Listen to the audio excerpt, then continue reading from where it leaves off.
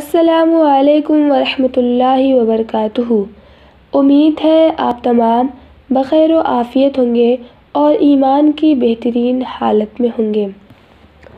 معزز سامعین و سامعات، آج ہم انشاءاللہ ام المومنین حضرت صفیہ رضی اللہ عنہا کے حالات زندگی کے مختصر واقعات سے روشناس ہوں گے۔ تو چلیے شروع کرتے ہیں۔ تو سب سے پہلے جانتے ہیں آپ رضی اللہ عنہا کے نام و نسب کے بارے میں۔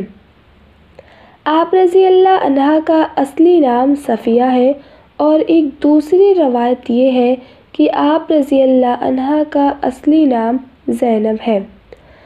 صفیہ نام پڑنے کی وجہ یہ ہوئی کہ یہ غزوہ خیبر میں قید ہو کر آئی تھیں اور حضور صلی اللہ علیہ وسلم نے ان کو اپنے لیے منتخب کر لیا تھا۔ عرب میں یہ رواج تھا کہ مال غنیمت میں سے جو سامان یا غلام یا باندی جس کو امام یا بادشاہ اپنے لیے خاص کر لیتا تھا، اس کو اہل عرب صفی یا صفیہ کے نام سے پکارتے تھے۔ اسی وجہ سے آپ رضی اللہ عنہا صفیہ کے نام سے مشہور ہوئی۔ آپ رضی اللہ عنہا کے والد کا نام حوئی بن اخطب تھا، اور آپ رضی اللہ عنہا کی والدہ محترمہ کا نام زرہ بنت سموال تھا۔ آپ رضی اللہ عنہا کی ولادت 3 نبوی میں ہوئی۔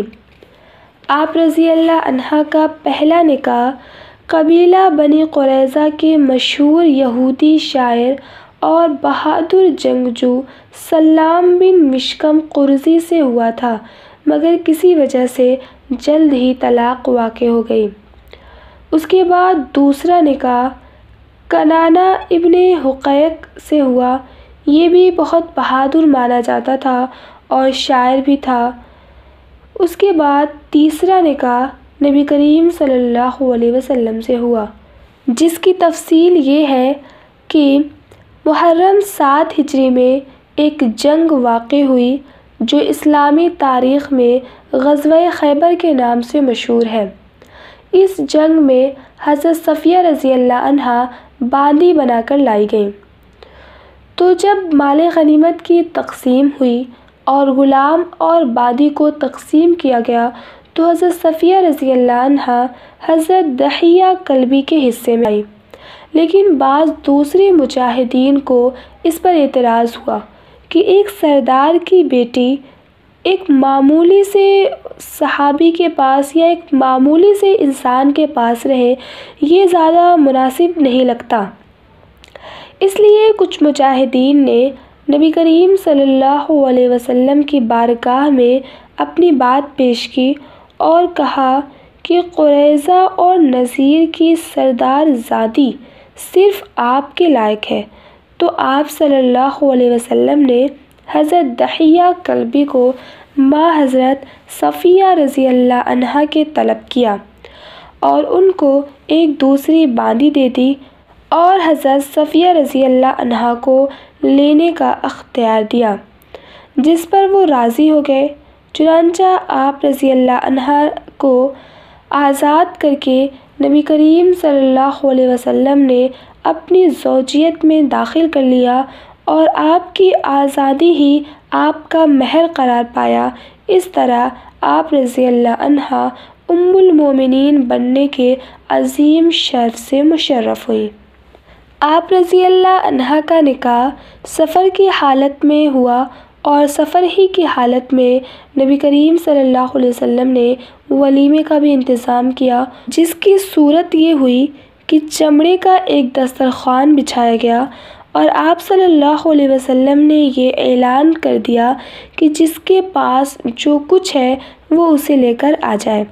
اس اعلان پر کوئی کھجور لایا تو کوئی گھی لایا، کوئی پنیر اور کوئی ستو، ان سب کو ملا کر کھا لیا گیا، اور یہی ہمارے پیارے نبی صلی اللہ علیہ وسلم کے نکاح کا ولیمہ تھا۔ عبادت و ریاضت میں بھی بڑھ چڑھ کر انہوں نے حصہ پایا تھا۔ اسی کے ساتھ ساتھ علم نبوت کے دولت سے بھی مالا مال تھیں۔ ام المومنین حضرت عائشہ صدیقہ رضی اللہ عنہا اور ام المومنین حضرت سلمہ رضی اللہ عنہا کے علاوہ یہ یعنی حضرت صفیہ رضی اللہ عنہا اپنے زمانہ کے علم کا مرکز تھیں اور مسائل دریافت کرنے والے ان کے پاس ہر وقت آیا جایا کرتے تھے، اور یہ نبی کریم صلی اللہ علیہ وسلم کے علوم کی اشاعت میں بھی انہوں نے بڑھ چڑھ کر حصہ لیا اور انہوں نے علم نبوی کو عام کیا۔ روایات میں آتا ہے کہ حضرت صفیہ رضی اللہ عنہا نے نبی کریم صلی اللہ علیہ وسلم سے کل 9 یا 10 حدیثوں کی روایت کی ہے۔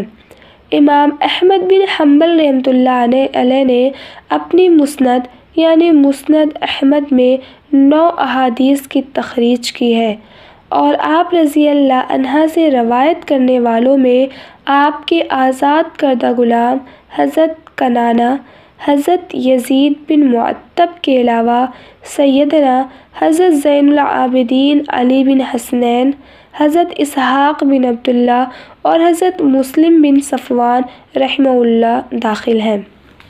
آپ رضی اللہ عنہ کے سن وفات کے سلسلے میں متعدد اقوال پائے جاتے ہیں۔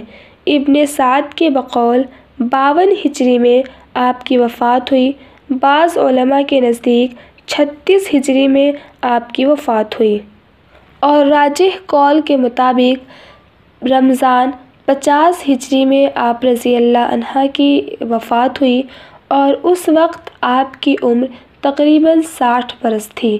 واللہ اعلم بالصواب۔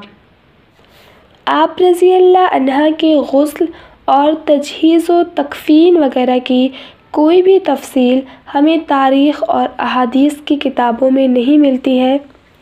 اسی طرح آپ کی نماز جنازہ کس نے پڑھائی، قبر میں کن لوگوں نے اتارا، اس سلسلے میں مورخین بالکل خاموش ہیں، انہوں نے کوئی بھی روایت نقل نہیں کی ہے۔